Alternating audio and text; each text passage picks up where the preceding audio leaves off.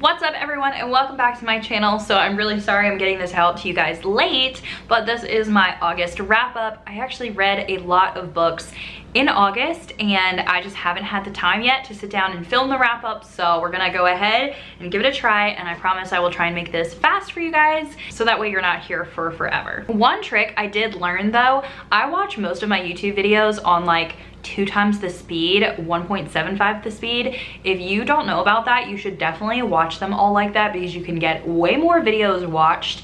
And sometimes like when I'm filming and then I'm editing, I realize that I'm talking really slow, whereas, you know, then you can speed it up when you guys watch and then you don't feel like you're wasting so much time watching YouTube. One of the reasons that I read a lot of books here in August was I was doing a TBR challenge. We were playing Jeopardy. I was part of a team in my book club. That was really, really fun. And so we tried to read a bunch of books. I had to read books that fit specific prompts. So some of the books I'm gonna talk about are a little bit out of my comfort zone or ones that I didn't rate very highly because they were, you know, not the normal books that I pick up. And then I also had some secret TBRs that I did this month. I did one about cults and I did one reading Gwen's favorite books, and so I will mention which books fall into those, and you can actually hear more of my thoughts in those reading vlogs. I won't try and like actually take up a lot of time for this video for those. Before we get into here, I'm gonna do a little like stats thing. I don't know, I'm trying out a new thing where I'm gonna pop up a little graphic and do a little voiceover. So let's go ahead and do that. Hopefully it works. For my August stats, I read 12 books. I DNF'd 1, so technically it was like a total of 13 that I tried to read. I read 12 physical books, 1 ebook, 8 audiobooks because I've been loving listening to audiobooks while I'm reading. Of those books, 4 of them were romance, 6 of them were nonfiction. I can't believe I've read that many nonfiction books in August.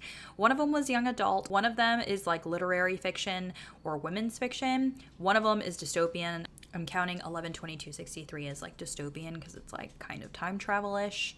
And then can you believe it, you guys? There are no thrillers in this list. I couldn't believe when I was like putting these stats together that I have no thrillers read in August, all thanks to Jeopardy and all of the reading vlogs I was doing. So as you guys can see, I had 4 5 stars, 4 4 stars, 3 3 stars, 1 2 star, and a DNF. So technically not a 1 star because I didn't finish it. Let me know down in a comment if you want to see any other stats. These are the ones that I'm just going to be including, but if you do want to see more, like maybe which books I got from the library, which books I listened to on Scribd, or anything like that, definitely let me know because I can make even more stats than this. That way I can include it in my next wrap up. So first off, I actually had to reread a book for Jeopardy. So I chose The 5 Love Languages, which is a book that it's like the only book that I had on my actual shelf because I unhaul all my books when I'm done with them. So this book I've already read previously. I rated it 5 stars back then. I rated it 5 stars again. I think that it is very good for couples to read just because I know that Alvin and I, like in order for us to communicate, we need to know who, like what our love language is. So I definitely really like this book. I definitely think it is great for anybody to read, whether or not you're religious. It does have like more of a Christian background to it, but I still think that the tips in it and like the actual concept of it is really great. And there's even one for children that I haven't read yet that I do have on my list, and I definitely want to read that. The next book I read was The Hate You Give, which I know it took me forever to actually like finally read this book, and I did. I think that this prompt was for me to read a book that had like an award thing on the cover of it, and this was one of the only books that I actually owned that had the award thing, but I had wanted to read this book for a while, so I'm glad that I finally did. I ended up rating this one 4 stars because such an important topic that everyone should read about. It is a young adult novel, which I usually don't like young adult that much, but this was a really great read. I actually watched the movie I think like 2 months ago, and the movie, it is so emotional and such an amazing movie, and the book is also very good. This is about a 16-year-old black girl named Star who witnesses this fatal shooting of one of her friends by a white police officer, and so she struggles with that trauma. Like I can't even imagine like having to witness something like that, and then she also has to decide whether or not she's going to like seek justice for him because, you know, a lot of times they just want to like push it to the side and people don't want you to like start anything about it, but like she really believed in him having justice. This book really does show the truth about like police brutality and the Black Lives Matter movement. So I think it's just very important for a lot of people to read.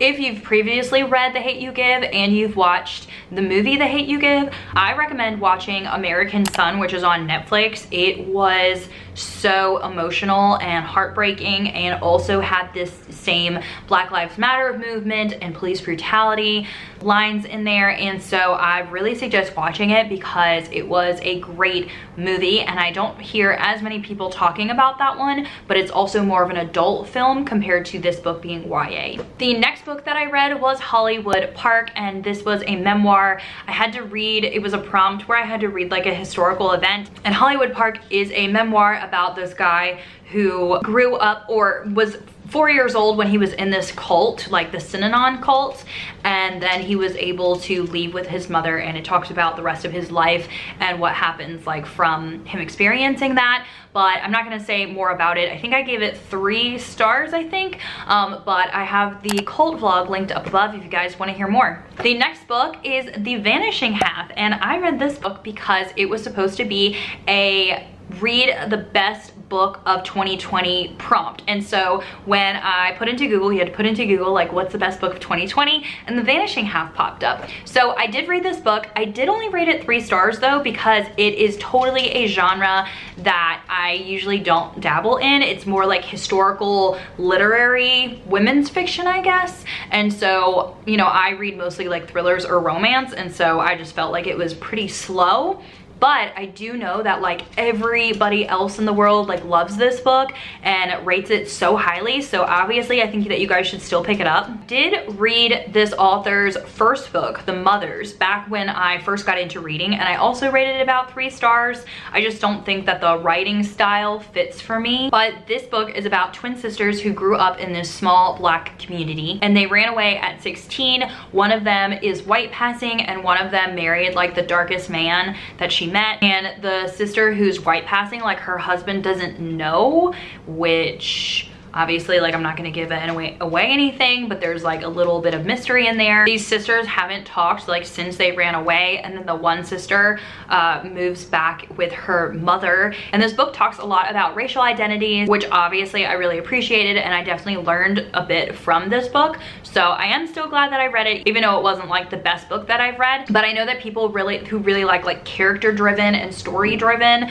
books will really like this one. Next up, I read Cruel Beautiful World, and this book I did give 5 stars. I read it for my cult vlog, but if you want to hear more about it, I go in a lot of detail, and so that is down below. You can watch the video. But I loved this book. The characters are absolutely amazing. It's like a forbidden romance with a little bit of cult themes, but it's also like kind of thrillerish. It's very, very good. It is a little bit of historical fiction, but it's just like a fiction story that happens in the like 60s, early 70s. But yeah, I really like this one. Then I read Educated, which is a nonfiction memoir, and I did rate this 5 stars. I didn't really read this for the cult vlog, but I ended up talking about it in that cult vlog too. But I really liked this because this is about a girl who grew up in more of a like Mormon, I guess fundamentalist Mormon type of culture, and her dad believed that the end of the world was always coming, and so he didn't like the government at all. The kids didn't have like social security numbers, they didn't go to school, and so this talks about her life and just kind of like growing up in that. And there's a lot of like very strong topics, and I really, really enjoyed it because obviously I like to read books like that make me think like, what would I do in this situation? Or I can't believe that there's people out there in this situation. So if you're like me and you like the more cult type of books, then definitely pick this one up. Then we have The Sound of Gravel, which is another book that I read for the cult vlog. This one I rated 5 stars. It was so good. It's a nonfiction memoir, and I cried my eyes out reading it. And so I have all that footage in the cult vlog, and you can hear exactly why, but this is about a polygamist cult.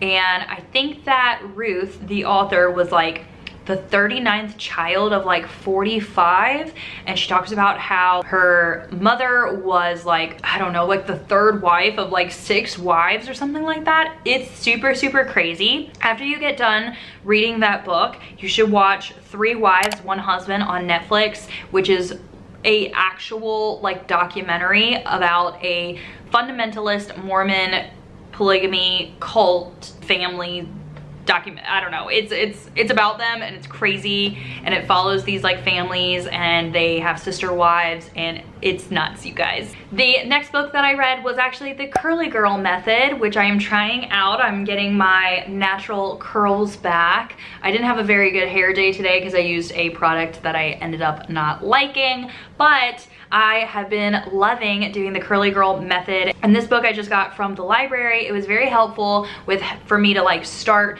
doing the Curly Girl Method, and I actually started a little like group on Facebook and that I have like myself and some friends in that we're all like kind of doing the Curly Girl Method. So if you're like a pro, you could totally join the group, or even if you're new to it. I've just been using the group so that way I can share things that work for my hair, things that don't work. If I find tips or Instagrams or YouTube videos or anything like that, I've just been sharing a bunch of stuff to there. So if you're curious as to like the method, or you've done it for a while and you want to like share your progress and stuff, I just really want to have a place so I can like see how different my hair is. It's so different from just like a couple weeks. I've been doing it a couple weeks. Like I'll pop up some pictures here, but like the one is how my hair is after it was damaged from the bleach last year, and then the other side is just from last week, and some of the curls and spirals that I've already been getting. It's been a great one. I definitely recommend reading that book, especially if you want to start out this method. Okay, then I did DNF one book. I DNF'd 11/22/63. I made it to like 336 pages,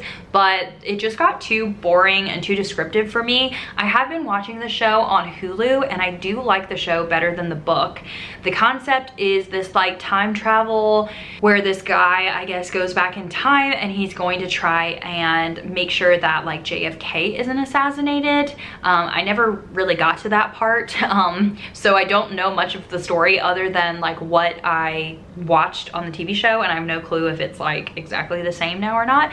But I do really like the show. I know a lot of people do like 11/22/63, and they say the ending is very emotional, but I just couldn't make it through like, you know, 400 more pages to get there for the one emotional part. Next up, I read How to Be Anti-Racist, and I had been meaning to read this book for a while, and I did actually get to read it this month. So this is a nonfiction book about what you can do, not just to make yourself not racist, but actually anti-racist. And so this was a really good learning tool for me, and I think it would be a great learning tool for a lot of other people if you definitely need to educate yourself about that. If you didn't realize that not being racist is actually not the step that you need to take the step to be anti-racist, then I definitely think that you should read this book. I really liked how the chapters in this book were broken down, and like they were broken down into like different viewpoints that you like would have had or did have before. That way like you're questioning like your own racist views like each chapter,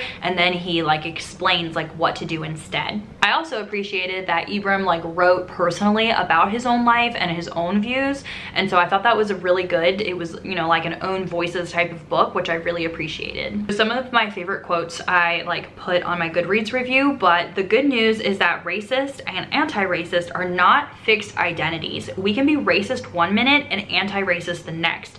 What we say about race, what we do about race in each moment determines what, not who we are. And then another one I really liked is, the only way to undo racism is to consistently identify and describe it and then dismantle it. I am really glad that I read that book, and I definitely think that everybody should read it. Okay, 3 books left. These are the 3 books that I actually read for my Reading Gwendolyn Kinsinger's favorite books. And I read Love and Other Words, One to Watch, and Beach Read. Now, Love and Other Words, I think I rated 3 stars. One to Watch, I rated 4 stars. And Beach Read, I rated 2 stars. And if you want to hear all of my thoughts about those books, definitely check the little vlog thing that I did. I'll link it up above and down below for you guys, because obviously I go into depth about those 3 books. But yeah, so those are all of the books that I read for August. I'm actually reading a lot in September. I've already finished 4 books, and what, today is like the 8th or something like that. I can't believe that I've been able to read as much, because I went back to work. So I am working part-time. I'm working 29 hours a week, and then driving, which is another